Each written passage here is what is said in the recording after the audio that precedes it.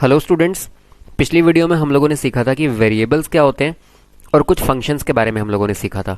तो अगेन अभी टर्बो पे आ जाते हैं। हम दो नंबरों को ऐड करने का प्रोग्राम लिख रहे थे। ऐड करना यानी कैलकुलेशंस वाले सारे काम हम लोग करने की बात कर रहे थे।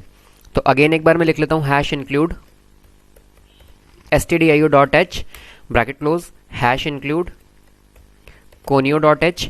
अगर पुरानी वीडियो की आप लोग रिकैप चाहते हो, रिवीजन चाहते हो, तो एक बार वही वीडियो दोबारा से देख लो। मैं नहीं चाहता कि वीडियोस बहुत लेंथी हो जाएं। पहले वाली वीडियो भी 20 मिनट की बन गई थी, इस वजह से मैं रिकैप नहीं दे रहा। आप पुरानी वीडियोस को दोबारा से देख लो, आपको चीज़ें समझ में आ जाएंगी।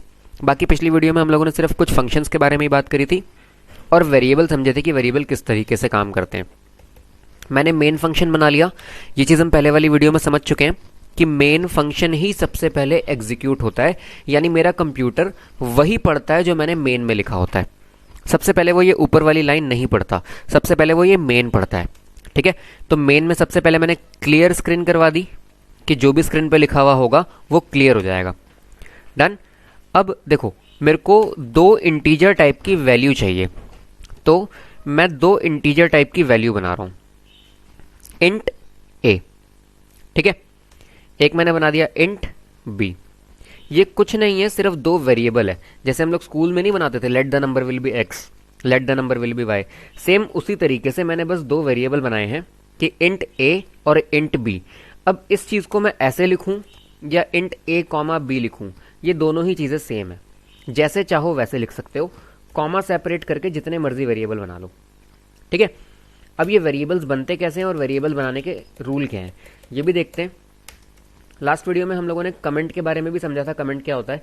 तो मैं यहाँ पे वही कमेंट लगा रहा हूँ। मैंने कमेंट लगा दिया। अब इसके अंदर मैं जो भी लिखूंगा उसको मेरा कंपाइलर रीड नहीं करेगा। तो first of all variables, variables का नाम किसी भी नंबर से शुरू नहीं हो सकता। ठीक है, दूसरी चीज, वेरिएबल के नेम में स्पेस नहीं हो सकता या कोई भी स्पेशल कैरेक्टर नहीं हो सकता। या तो देखो, स्पेशल कैरेक्टर के नाम पे सिर्फ अंडरस्कोर लगा सकते हो, इसके अलावा और कुछ नहीं लगा सकते। ठीक है, वापस मैं ऊपर आया। जैसे कुछ एग्जाम्पल्स लेते हैं। ठीक है, examples of invalid variable names. ठीक, मैंने अगर बनाया फर्स्ट नंबर, तो ये एक वैलिड वेरिएबल नेम है। बट अभी तो हम लोग इनवैलिड की बात कर रहे हैं ना, तो इसके आगे मैंने ऐसे लिख दिया फर्स्ट। ये एक इनवैलिड वेरिएबल नेम है। दूसरा मैंने दे दिया इस बार वन स्पेस नंबर, ये भी एक इनवैलिड है। वन डॉट नंबर, ये भी एक इनवैलिड वेरिएबल है। तो हम लोग स्पेस डॉट फर्स्ट ये सब नहीं दे सकते। ठीक है, मैं एट द रेट नंबर दे रहा हूं, ये भी एक गलत अप्रोच है। इस तरीके से वेरिएबल के नाम नहीं दिए जाते, वेरिएबल सपोर्ट नहीं करता इस तरीके के नाम। अब सही क्या है? Examples of valid variable names. ठीक है, मतलब क्या क्या वेरिएबल के नाम रख सकते हो। जैसे स्कूल में होता था late the number will be x, same वही चीज मैं कह रहा हूं। एक्स के जगह क्या क्या रख सकते हो?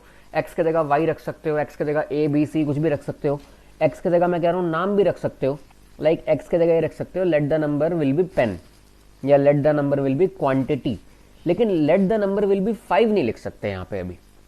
ठीक है, क्योंकि हमें खाली वेरिएबल चाहिए। वेरिएबल मतलब जिसको वो होल्ड कर सके। जैसे मान लो हम लोगों को एक डब्बा चाहिए। ठीक है, हमारी रसोई में हम लोगों ने कुछ सामान रख रखा है, होता है ना, वो आटे दाल चाय पत्ती वगैरह वगैरह जो भी है, सब किसी ना किसी डब्बे में होते हैं। तो मुझे एक वेरिएबल चाहिए, मुझे बस एक डब्बा चाहिए। ठीक है, अब वो डब्बा किस चीज का हो सकता है? अब बड़ा वियर्ड सा एग्जांपल बन रहा है, इसलिए इसकी बात नहीं करते। सिर्फ इतना समझो कि वेरिएबल के नाम इस तरीके से नहीं दिए जा सकते। सही नाम कौन कौन से हैं मैं यही दूंगा। देखो, फर्स्ट अंडरस्कोर नंबर, ये एक वैलिड नेम है।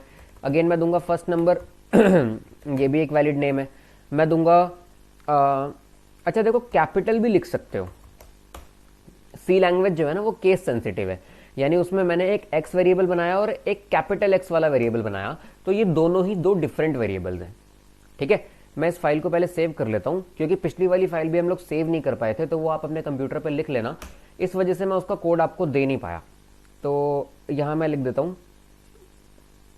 वीडियो 2, ठीक है। तो ये फाइल मैंने बना दी यहां पे। अब ये सारे वैलिड वेरिएबल नेम है। Done, okay. चलो वेरिएबल वगैरह बनाते हैं और कुछ काम करते हैं। मैं यहां पे लिख रहा हूं इंट a कॉमा b, और ये मैंने टर्मिनेशन का मार्क लगा दिया, ठीक है। अब यहां मैं कर देता हूं, देखो एक चीज और समझ लो, थ्योरेटिकल पार्ट ही रखना है इसको फिलहाल। हमारा प्रोग्राम जब चलता है ना, when our program is executed then it passes through 5 phases, ठीक है। 5 फेसेस से वो होके गुजरता है। IDACE, आई मतलब इनिशियलाइजेशन, डी मतलब डिक्लेरेशन, ए मतलब असाइनमेंट, सी मतलब कंप्यूटेशन, और ई मतलब एग्जीक्यूशन। अगर कोई स्पेलिंग वगैरह गलत हो जाती है तो इग्नोर करो, जल्दी जल्दी टाइप करने के चक्कर में चीज़ हो जाती है, और मैं चाहता हूँ वीडियो छोटी बने, इसलिए मैं वो मिस्टेक सोच रहा हूँ कि उसको इग्नोर ही कर दिया जाए, ठीक है। तो हमारा प्रोग्राम इन 5 फेसेस से होकर गुजरता है, initialization, declaration, assignment, computation, execution. इनके बारे में करेंगे बाद में बात, ये क्या होता है, बाकी आप कोड करते करते करते करते आगे अपने आप समझ जाओगे। तो अब मैं a के अंदर वैल्यू असाइन कर रहा हूं। मैं कह रहा हूं a is equals to 5 and b is equals to 10, ठीक है। अब देखो a में भी मैंने वैल्यू डाल दी और b में भी वैल्यू डाल दी, मतलब इसके अंदर मैंने वैल्यू असाइन कर दी। अब यहां पे लिख देते हैं प्रिंट, मैंने लिख दिया print sum of a and b is, यहां पे अगर मैं बस लिख दूं a प्लस, या रुको ना, एक तीसरा वेरिएबल भी बनाते हैं हम लोग। यहां पे कॉमा डाल के मैंने c बना दिया, और यहां पे मैंने लिख दिया a plus b, c is equals to a plus b, यानी c की जो वैल्यू है वो a और b के बराबर है, a और b को प्लस करने के बाद जो आएगा उसके बराबर है। तो यहां पे लिख देता हूं मैं बस c। लेकिन ऐसा करने से ना आउटपुट नहीं आएगा, मतलब यूजर को ना स्क्रीन पे दिखेगा नहीं कि c की वैल्यू है क्या। गेट ch लगाते हैं और चला के देखते हैं एक बार। देखो मैंने गेट ch लगा दिया, रन एंड रन। मेरे कोड में 2 एरर है, पहले तो इन एरर को रेक्टिफाई करते हैं। देखो वही एरर कर रहा हूं मैं, प्रिंट लिख रहा हूं मैं। हम लोग सी लैंग्वेज पे काम कर रहे हैं फिलहाल, पाइथन पे नहीं। यहाँ पे प्रिंट एफ लिखना होता है। रन करो, अभी भी एक एरर है। एक एरर क्या है, स्टेटमेंट मिसिंग, कहाँ रह गया। अगेन ये भी पाइथन की ही एरर है। पाइथन में ना हमको टर्मिनेशन मार्क नहीं लगाने होते हैं। फिर से मैंने रन पे क्लिक करा, देखो run. Sum of A and B is क्या, खाली, कुछ है ही नहीं। मेरे को मेरे प्रिंट एफ को बताना पड़ेगा कि यहां पे मेरे को प्रिंट करवानी है वैल्यू। भाई हो सकता है मेरे को वैल्यू यहां पे करवानी हो प्रिंट, मतलब मेरे को सी की वैल्यू हो सकता है यहां देनी हो, या हो सकता है मेरे को सी की वैल्यू यहां पे देनी हो। तो मैं यहां पे सी की वैल्यू देना चाहता हूं, इसलिए मेरे को %d लगाना पड़ेगा। पिछली वाली वीडियो को रिवाइंड करके देखो, मतलब इससे पहले वाली वीडियो को, उसमें मैंने बताया था कि इंटीजर के लिए %d लगाते हैं, फ्लोट के लिए %f लगाते हैं, कैरेक्टर के लिए %c लगाते हैं, और and so on, long float double वगैरह के बारे में बात करी थी हम लोगों ने।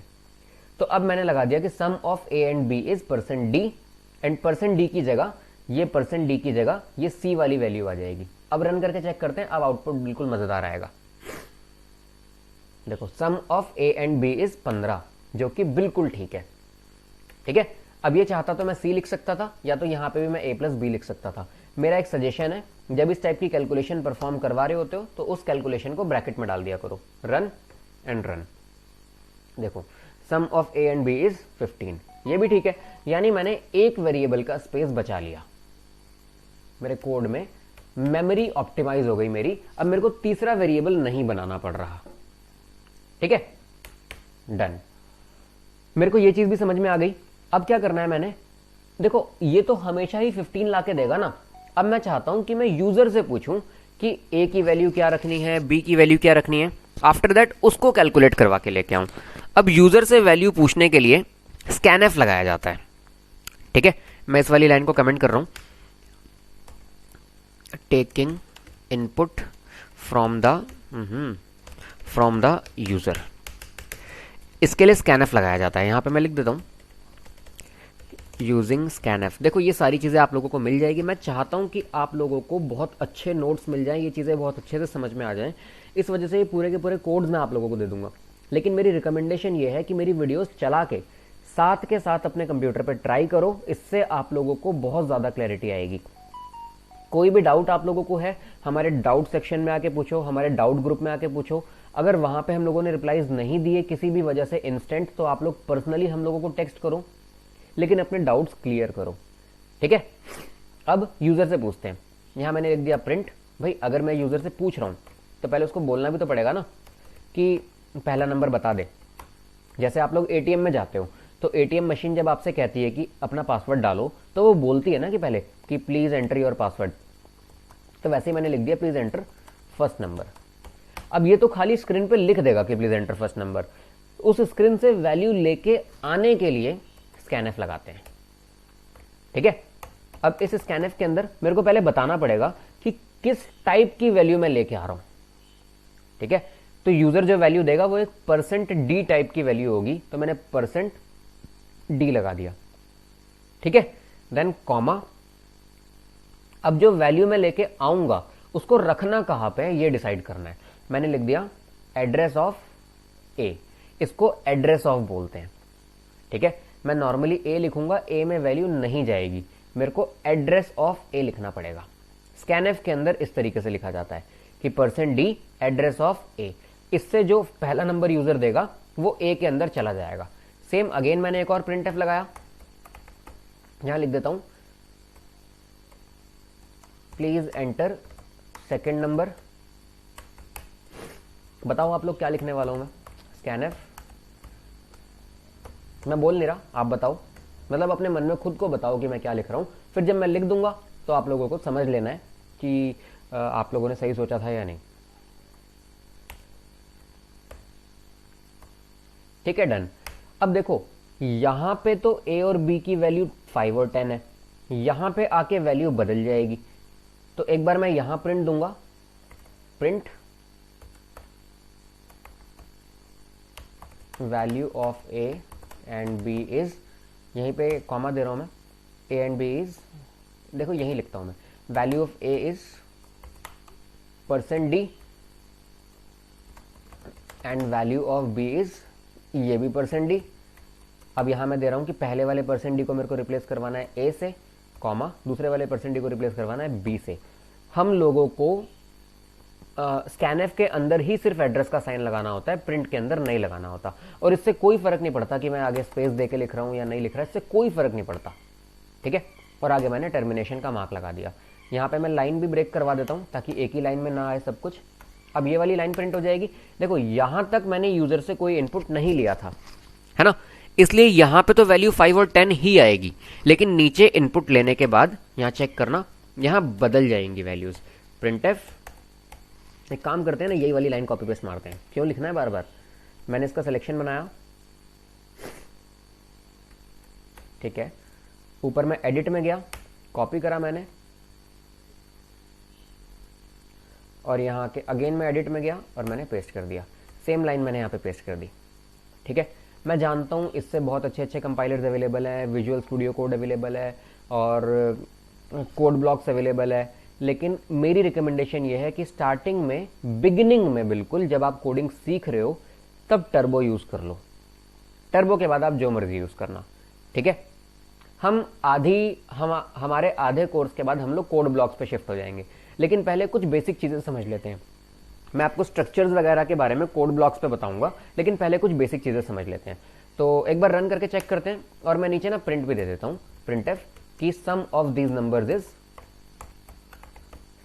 सम of these numbers is %d, comma a plus b।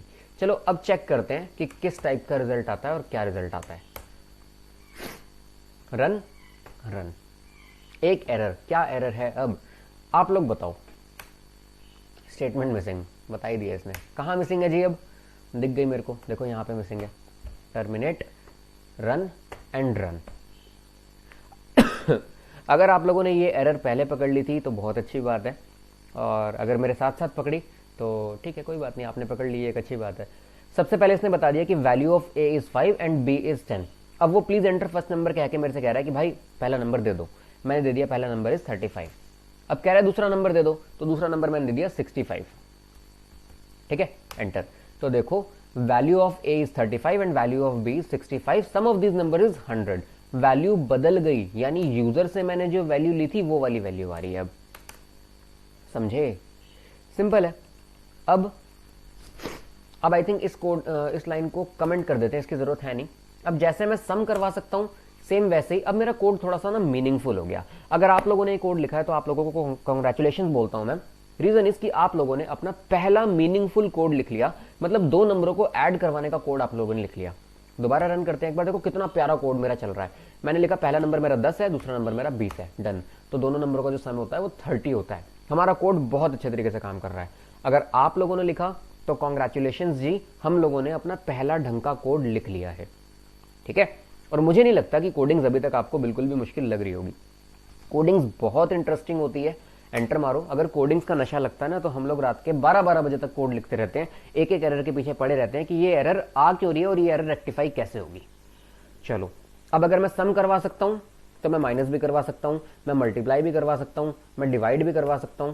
तो मैं सारे काम करवाऊंगा, बस इस लाइन को कॉपी करके करूंगा। मैं बार बार नहीं लिखना चाहता। कॉपी, यहां आके मैंने इसको फिर से पेस्ट करा और एक बार और मैं पेस्ट करूंगा, एक बार और पेस्ट करूंगा। ओके कुछ असाइनमेंट भी दूंगा आपको इस वीडियो के एंड में, वो आप लोगों को करके सबमिट करने हैं। और अगर आप कहीं अटको तो मेरे को बताना, और नहीं अटको तो खैर बहुत अच्छी बात है। सम मैंने बता दिया। यहाँ पे पहले लाइन ब्रेक करवा लेते हैं, /n अगेन /n। मैं बार बार ये चीज़ें इसीलिए बोल रहा हूँ ताकि आप लोगों को याद हो जाए। ठीक है, सम मैंने बता दिया। यहाँ डिफरेंस बता देते हैं। यार स्पेलिंग मिस्टेक को ना इग्नोर करो, क्योंकि जल्दीबाजी में लिखने में हो जाता है। मैं आप लोगों को इंग्लिश नहीं सिखा रहा, मैं इंग्लिश की क्लास नहीं दे रहा, तो स्पेलिंग मिस्टेक हो सकती है। ठीक है, तो डिफरेंस मेरे को बताना है तो यहाँ मैंने माइनस लगा दिया। मल्टीप्लाई मेरे को बताना है तो उसके लिए मैंने शिफ्ट 8 यानी स्टार प्रेस कर दिया। और डिवाइड मेरे को करवाना है तो मैंने यहाँ पे डिवाइड लगा दिया। ठीक है, रन करते हैं। यहाँ पे ना थोड़ा सा ट्विस्ट भी दूंगा, देखना क्या होगा। मैंने रन करा, मैंने कहा प्लीज एंटर फर्स्ट नंबर, तो जी पहला नंबर है मेरा 10। ठीक है, प्लीज एंटर सेकंड नंबर, तो मैंने दिया 3, एंटर। अब देखो क्या आ रहा है, सम ऑफ दीज नंबर्स इज 13, बिल्कुल ठीक है। Difference of these numbers is 7, बिल्कुल ठीक है। Multiply of these numbers is 30, 10 into 3 30, बिल्कुल ठीक है। लेकिन इसका डिवाइड देखो कैसा आ रहा है, डिवाइड आ रहा है 3, जबकि आना चाहिए था 3.333333, ये आना चाहिए था ना। एक सेकेंड, ठीक है, इसका इलाज निकालते हैं पहले कि इसका इलाज क्या होता है और ऐसा आ क्यों रहा है ये भी देखते हैं।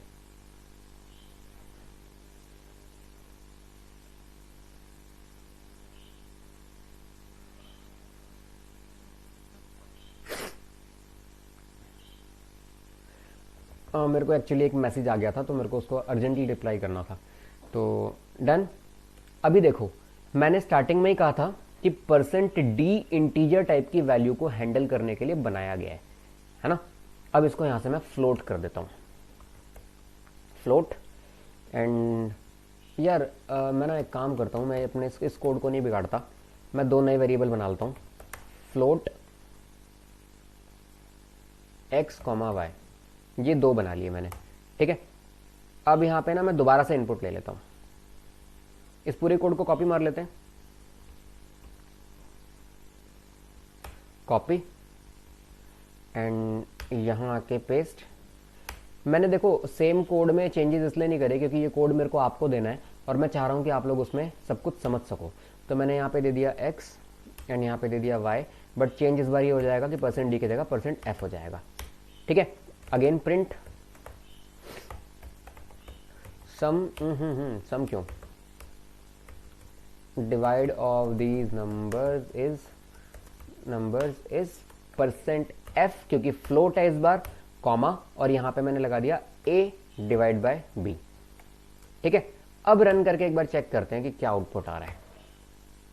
रन, ओके रन, कोई एरर नहीं है, बहुत बढ़िया बात है ये। प्लीज एंटर फर्स्ट नंबर, पहला नंबर है मेरा 10 और 3, देखो इसमें तो सेम इशू है। अब ये मेरे से दोबारा पूछ रहा है, ये मेरे फ्लोट वाले नंबर्स हैं, मैंने इसको भी दिया 10 और 3। तो देखो इसका रिजल्ट आया 0.000 0.0। चलो चेक करते हैं क्या एरर है। मैंने दिया है divide of these numbers is X and Y. Variable के नाम गलत दिए हैं क्या मैंने? Float X and Y variable के नाम तो मैंने बिल्कुल सही दिए हैं। चेक करते हैं क्या इशू है। स्कैनएफ के अंदर मैंने दिया है %f, please enter first number address of x. अगर आप लोगों को एरर दिख रही है तो बहुत अच्छी बात है, बट मेरे को भी एरर नहीं दिख रही है। Please enter first number a divided by b। मैंने पहले 10 दिया था ना, एक बार दोबारा रन करते हैं इस कोड को।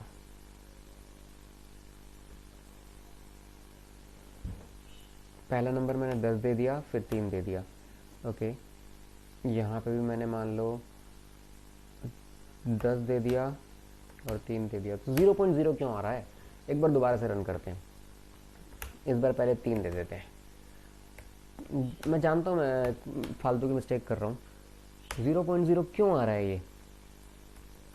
Scanf %f and address of x। Please enter second number %f and address of y। Division of these numbers is, अरे यार पता चलिए आप लोगों को मिस्टेक क्या है। देखो कितनी फालतू की सिली मिस्टेक करी थी हम लोगों ने। अगर आप लोगों को पता लग गई तो बहुत अच्छी बात है। यहाँ पे देखो मैंने क्या लिख रखा है, a डिवाइडेड बाय b लिख रखा है, जबकि x डिवाइडेड बाय y होना चाहिए ना। मैंने वेरिएबल्स के नाम बदले हैं। अगर आप लोगों ने मिस्टेक पकड़ ली थी तो बहुत अच्छी बात है। हमने कॉपी पेस्ट मारा था तो सही से कॉपी हम लोगों ने करके चेंज नहीं करा। अब रन करते हैं, देखो अब आंसर्स डेफिनेटली आएंगे। मैंने कहा पहला नंबर मेरा 10 है, दूसरा नंबर मेरा 3 है। तो अब अगेन पूछ रहा है, मैंने फिर से कहा इसको पहला नंबर मेरा 10 है, दूसरा नंबर मेरा 3 है, तो आंसर इज 3.33333। फ्लोट जो होता है डेसिमल के बाद 6 डिजिट तक लेके जाता है। एंटर मारते हैं। अब देखो मेरे को 6 डिजिट तक नहीं चाहिए, इसका इलाज है %.2f लिख दो। ठीक है, अगर मैं परसेंट के बाद 0.2f लिख दूंगा या 0.3f लिख दूंगा या जितने भी डेसिमल मेरे को चाहिए, बस आगे परसेंट के बाद लिख दो। परसेंट के बाद 0.234 जितना लिखना लिख दो। रन करो, देखो ये कोड बहुत अच्छे तरीके से चल रहा है। मैंने दिया 10, मैंने दे दिया 3। ओके, अगेन देता हूं, इस बार 10 नहीं कुछ और देते हैं, 20। और 20 को किससे डिवाइड करवा दें? 7 से करवा देते हैं। तो देखो आ गया 2.86। ठीक है, आई होप हम लोगों की कैलकुलेशन का ये वाला पार्ट आप लोगों को समझ में आ गया होगा। अगर इसमें कोई भी दिक्कत है, कोई भी डाउट है, तो इस वीडियो को एक बार दोबारा से देखो, ट्राई करो, कहीं पे अटकते हो तो बताना। ठीक है, अब मैं आप लोगों को असाइनमेंट देता हूँ कि आप लोगों को क्वेश्चंस क्या करने हैं। यहाँ पे अगेन इसको मैं कमेंट मारूंगा फिर से, मल्टी लेवल कमेंट मैसेजेस कर रहे हैं लोग, अभी उनको भी रिप्लाई देंगे।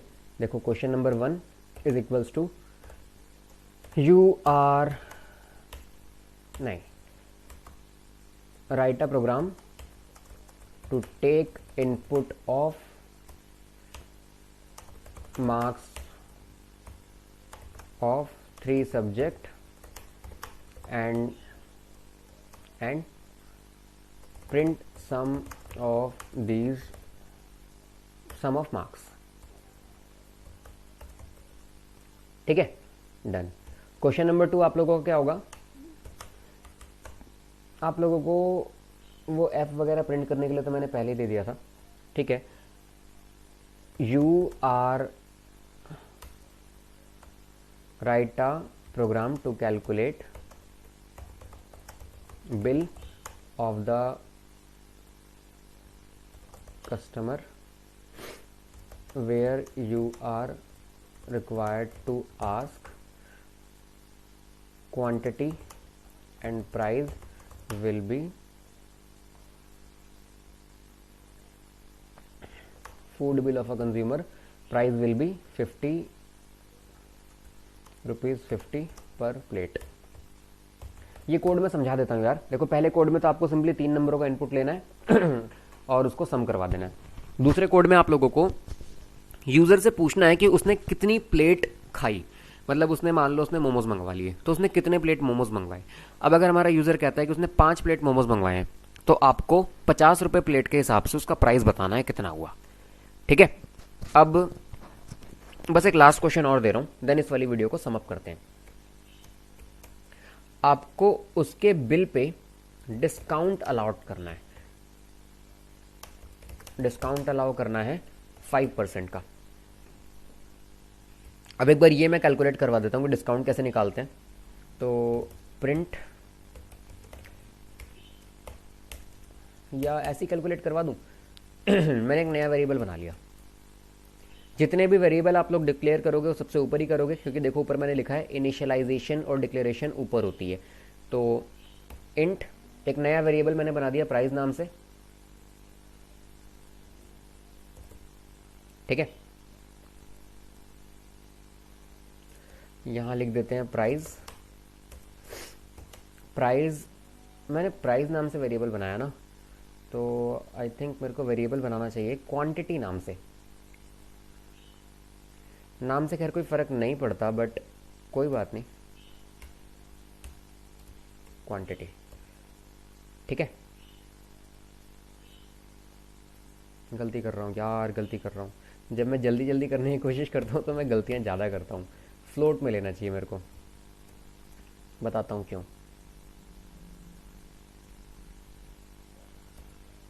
मैं नए वेरिएबल्स बना रहा हूँ। फ्लोट, एक तो मैंने कितने पीस लिए, ये एक उसका प्राइस और एक उसका डिस्काउंट प्राइस और एक उसका फाइनल प्राइस, ठीक है।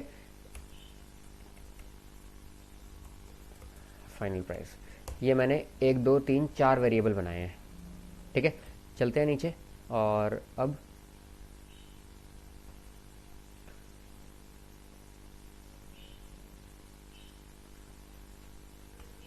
इन सबको मैं कॉपी कर रहा हूँ, इन नामों को, ये नाम मैं भूल जाऊँगा नीचे तक, इसको मैं कॉपी कर रहा हूँ और नीचे ला के पेस्ट कर लेता हूँ। मैं आप लोगों को सिर्फ डिस्काउंट निकालना समझा रहा हूँ, बाकी बाद में क्वेश्चन आपको खुद ही करना है।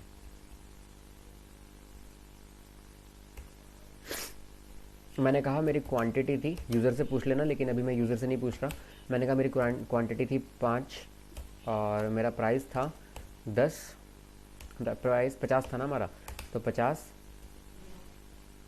तो जो हमारा डिस्काउंट है, डिस्काउंट प्राइस कि डिस्काउंट कितने का मिला, discount price is equals to, देखो पहले तो 5 इंटू 50 यानी क्वांटिटी इंटू प्राइस, ठीक है। आई थिंक मेरे को ना पानी पी लेना चाहिए मैं बहुत गलतियां लिख रहा हूँ। क्वांटिटी इंटू प्राइस, अब देखो जितना भी प्राइस बना उसका, का मतलब होता है मल्टीप्लाई, उसका 5%। अब परसेंटेज ऐसे नहीं निकलती, ये हो गया। थोड़ी सी मैथमेटिकल अप्रोच फॉलो करनी है, डिवाइड बाय 100, ठीक है। ये करना है आप लोगों ने, तो इतना करने से डिस्काउंटेड प्राइस आ जाना चाहिए। बाकी देखते हैं अगर कोई इशू आएगा तो किस वजह से आएगा, उसके बारे में भी डिस्कशन करेंगे हम लोग। प्रिंटफ मैंने दे दिया, पहले चेक करते हैं कि डिस्काउंट सही आ भी रहा है नहीं। Discount price is %f, comma discount price, ठीक है। रन करते हैं।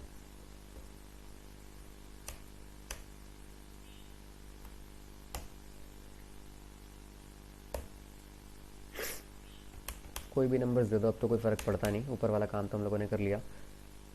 तो हमारा डिस्काउंटेड प्राइस जो है वो 12.5 रुपये का है ना। चेक करते हैं एक बार, लाइन ब्रेक नहीं करा था इस वजह से नई लाइन पे नहीं आया।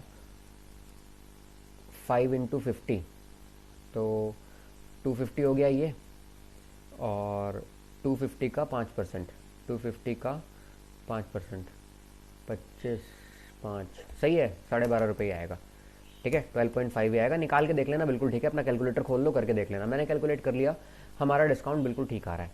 अब फाइनल प्राइस कैसे निकलेगा, वो भी तो बनाया था ना हम लोगों ने एक वेरिएबल, कि एक्चुअल में देने वाला प्राइस क्या है। Final price is equals to quantity into price, bracket में डाल दो उसको, quantity into price minus discount price, ठीक है। अब प्रिंट करवा दो final, your bill amount is %f please pay via UPI और कैश। थोड़ा सा डिजिटल इंडिया की तरफ भी ध्यान दे देते हैं और यहाँ पे मैंने दे दिया फाइनल प्राइस। डन।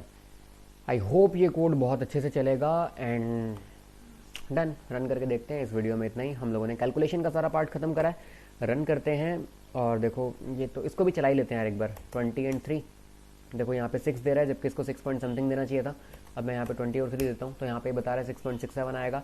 तो हमारा डिस्काउंटेड प्राइस जो था वो था 12.5 रुपये और हमारा जो बिल बना वो बना 237 रुपये। डन। हम लोगों ने कैलकुलेशंस वाली सारी चीज़ें सीख ली। तो आप लोगों ने 2 नंबरों का 3 नंबरों का स्क्वायर भी निकालना है, यूज़र से पूछना है और उसका स्क्वायर निकालो, क्यूब निकालो। देखो एक क्वेश्चन और ऐड हो गया आप लोगों का। वीडियो को यहीं ख़त्म करेंगे वरना मैं खामा का क्वेश्चन और ऐड करता रहूँगा।